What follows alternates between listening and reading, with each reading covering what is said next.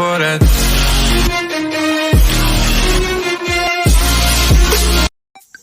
Olá, galera do canal, vai anunciar mais um vídeo novo do meu parceiro João Saroba. Galera, não se esqueça de deixar o like, aperta com força, acesse as notificações para ver nossos vídeos. Deixa bastante like nesse vídeo. Então, galera, eu vou conversar com o Saroba agora para saber o que ele tem pra contar pra nós. Alô, Saroba! Oi, galera! Você parece estar com preguiça, rapaz? Não, com coragem mesmo. Fala aí, Saroba, o que tem pra contar pra nós? Rapaz, aqui no começo, eu uma vez tava perdido no mato, gente. Sabe o que aconteceu? Chuva braba, com vento, pau trocendo e relampeando trovão. Apagar de pau, chega trucia.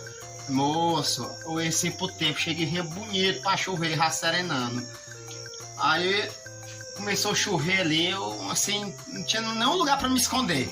Entrar debaixo aqui de um pau, me molhando, debaixo de um pau, de uma folha aqui, mas nunca achei nada pra me esconder. Aí veja só, eu achei assim um ocão de um pau. Aí eu vi assim uma guariba. Ei, anda pra cá. Ah, vocês acham graça? Isso é verdade, rapaz. Aí depois o macaco, anda ligeiro, moço. Aí eu que negócio é esse? Anda, moço. Aí eu entrei pra dentro. Aí lá, chego lá dentro, uma fogueira.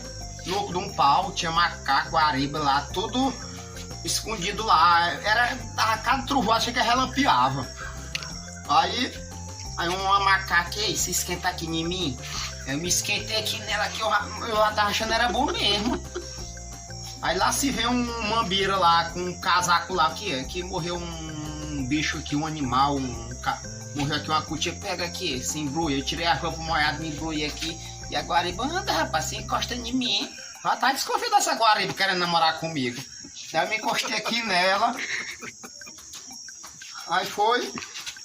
Aí o bicho lá encostou em mim aqui, eu sei que tu tá com frio mesmo, eu aqui me tremendo aqui, o bicho encostou perto de mim aqui, eu aqui achando bom. Aí eu pensei que não dormi, aí vejo só a arrumação. Aí quando amanheceu o dia, tudo limpo, aí eu saí de dentro do pau, aí veja só o que era uma pele de uma cobra, eu juro que era um oco de um pau. Você acha que é mentira.